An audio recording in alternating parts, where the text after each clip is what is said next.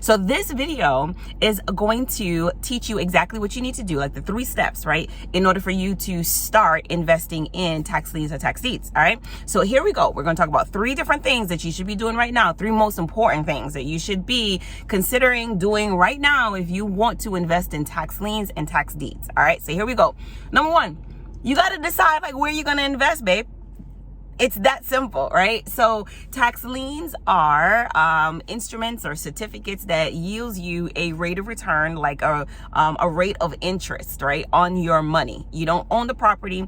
Tax liens gives you a rate of return on your money. Now, it's great for investors who don't want to manage tenants, toilets, taxes. They don't want to do any of those things. All they want to do is get money on their money. All right. They just want to sit and collect. It's amazing. All right. So that is a tax liens. And then certain states offer tax lien opportunities where other states offer tax deeds opportunities. And tax deed opportunities is when you're actually going to be purchasing the property for their delinquent taxes. Oh my goodness. I mean, really owning, buying. Yes, they put your name or your business name on the deed and you are going to own that property. Hot dang. All right. So first you got to decide where are you going to invest? All right. What state you're going to invest in, as well as the tax liens or tax deeds. Do you want the interest or do you want the actual property? Personally, for me, I actually invest in more tax deeds than I do tax liens, but I do have clients of mine that love tax liens and that's what they go for. So no one is better than the other. It's just a personal preference, right? So when you decide on the state, whether it's a tax lien state or a tax deed state, then you're going to go all the way down to what counties are you interested in, right? So that's really important as well. So location. So after you've decided where you're going to invest, the next question is, what are you going to invest in? All right. So what types of properties do you have a desire to buy for? And if you are like a wholesaler, if you are a renovator, if you are a buy and hold or a developer, you have a specific product, right? Everybody has a specific product. So you have to decide what types of properties that you're interested in. Most people that I speak with, they're always interested in single family residences, like single family homes. And that's great because there's always going to be a clientele for that. However, I do encourage people who are purchasing tax liens and tax deeds to consider investing in properties that are not single family homes. Like you have a vacant commercial land, you have vacant land, you have commercial buildings, you have farmland, you have all of these different types of properties that you could be investing in and be profitable with as well.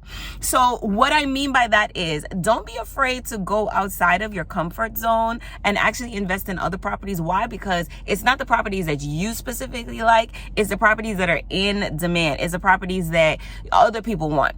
So if most people understand that there's a supply, right? There's a supply and demand. There's a yin, there's a yang, right?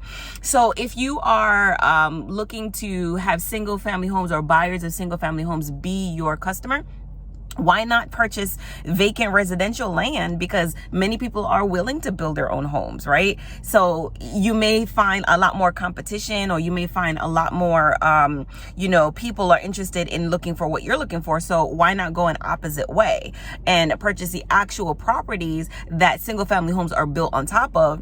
That way, when people are looking for single family homes, hey, I have land where you can build single family homes. Like, it just makes sense to me, right? So open up your buyer pool so that you can have more opportunities and a higher probability of being successful utilizing the strategy of owning tax deed properties, right?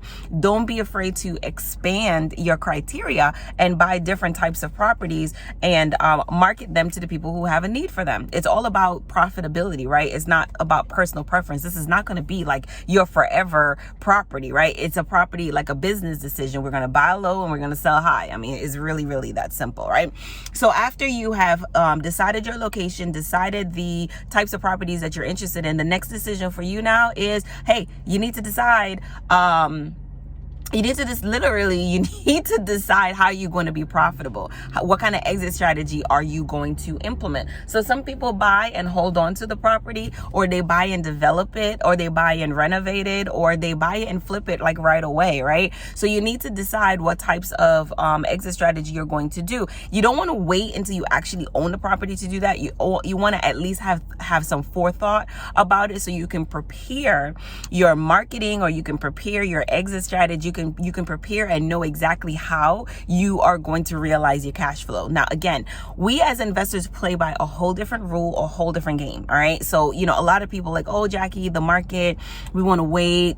Listen, the market is going to do what the market is going to do. But as real estate investors, we don't invest based on the market cycle. That's for traditional investors. They're the ones that's doing that. For us, we create opportunity. So when everybody else is selling, we are buying. When everybody else is buying, we are selling. We literally are doing the opposite of what everybody else is doing, right? Because we have the forethought to actually, or the foresight to actually create opportunities where other people don't see it. That's the reason why we're entrepreneurs. So you have to have an exit strategy or know how you are going to realize your cash. But we make our money when we actually buy property. So that's really, really important distinction for everyone to understand. Investors make their money when they buy. And why is that? Why do we make our money when we buy? Because we've already assessed the risk. We take calculated risk. We know exactly what we are doing, why we're doing it, when we're doing it, and the implementation and process of it, right? So that's exactly why we're so successful, because we know what we're doing, all right? So if you want some help in understanding what to do and how to be successful, hey, come check me out. Come talk to me. I would love to talk to you, right? You can drop me a comment, send me a DM, a pigeon, whatever it is, right?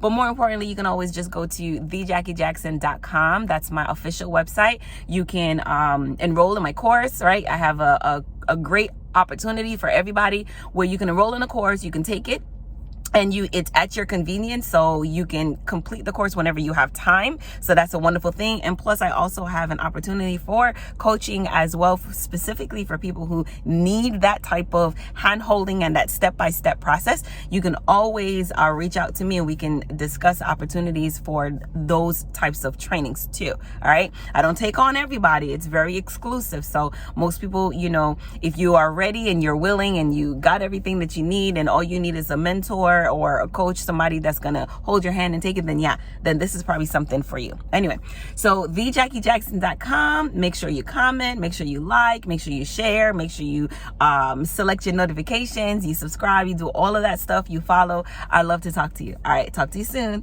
Bye.